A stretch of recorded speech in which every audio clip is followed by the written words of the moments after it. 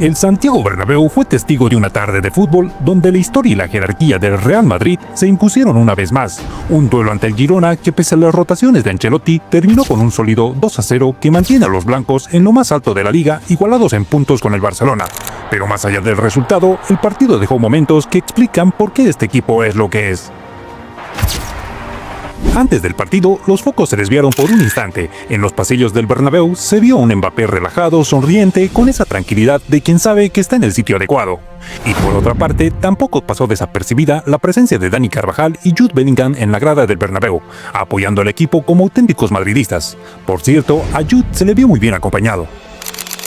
Y luego, el Bernabéu recibió a los colegiados con gritos de corrupción en la federación y una tremenda pitada cuando ambos equipos posaron con el cartel impuesto por la Liga de Tebas.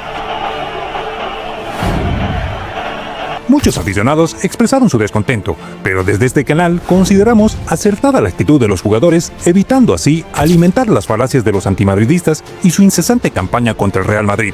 Porque todos sabemos cómo se construye el relato en España, y más aún tras las desafortunadas palabras de Javier Tebas, quien tildó al club de llorón.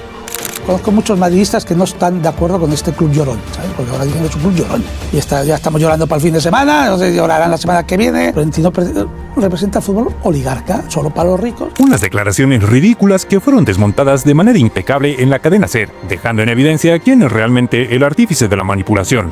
El César, además de serlo, tiene que parecerlo, y tú eres el presidente de la Liga de Fútbol Profesional. Y vicepresidente de la Federación. Correcto. Y no puedes hablar así de un club que tú eres el presidente en representación de los clubes de primera y segunda división. Tú no puedes hablar públicamente así de un club. Luego puedes estar de acuerdo o no de acuerdo en el contenido, pero tú públicamente no puedes hablar así de un club de la Liga de Fútbol Profesional.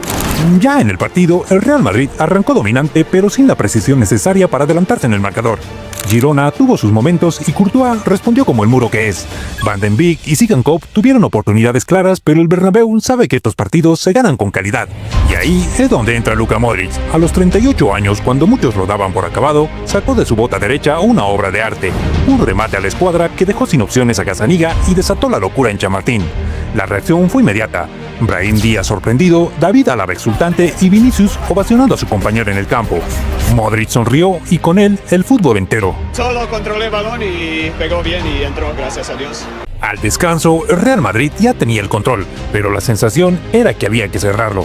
La segunda mitad mantuvo la misma dinámica, dominio blanco, alguna llegada aislada del Girona y la sensación de que en cualquier momento podía llegar la sentencia.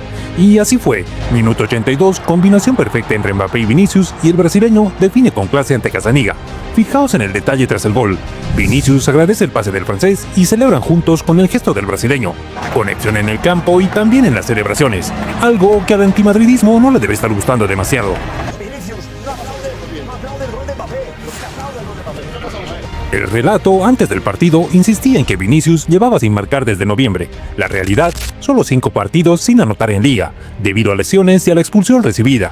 A diferencia de Lamine Yamal, que ya lleva 14 partidos sin marcar. Como lo oyeron, nadie dice nada, nadie lleva la cuenta, al contrario, algunos ya piden el Balón de Oro para un chaval que aún no ha demostrado nada. Lo de siempre.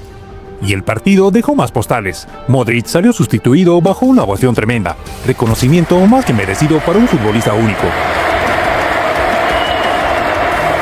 Ancelotti al final del encuentro lo dejó claro. Modric es un regalo para el fútbol. Lo comparó con Maldini, dos leyendas que representan lo que un jugador debe ser. Creo que los dos se pueden comparar perfectamente en lo que tiene que ser un futbolista. Y el propio Luka, con la humildad que lo caracteriza, agradeció el cariño de la afición. Pero por favor, Luka, si aquí los agradecidos somos nosotros. Estoy muy agradecido y orgulloso por el cariño que me demuestra el madridismo todos los días. Por cierto, Luka debería estar un año más en el Real Madrid. Ancelotti lo tiene claro. Tiene que seguir hasta que él lo quiera. Y si alguien reflejó el sentimiento madridista con Luka, fue David Alaba con sus palabras tras el partido. En vestuario es una leyenda, una muy bien persona y sí, te quiero, él. Por cierto, hablando de Alaba, volvió a ser titular tras una larga lesión. Buenas noticias para el Real Madrid, aunque la pregunta es inevitable. ¿Llegará a tope para la Champions? Obviamente sí puede jugar titular en el partido de Champions. Por cierto, Michel, el técnico del Girona, no dudó en elogiar al Real Madrid tras el encuentro, reconociendo la grandeza de su plantilla y el nivel de juego mostrado. Al Madrid le veo siempre bien porque tiene un gran equipo. La dificultad siempre está. siempre está. Pero lo más llamativo vino de Artur Melo, exjugador del Barcelona y actual mediocampista del Girona, quien fue contundente con sus palabras. Para mí, el Real Madrid es el mejor equipo del mundo. Una declaración que sin duda habrá retumbado en la otra acera del fútbol español. Al Bernabéu contra el Madrid, que en mi opinión ahora mismo es mejor el equipo del mundo. Están con una confianza increíble los jugadores.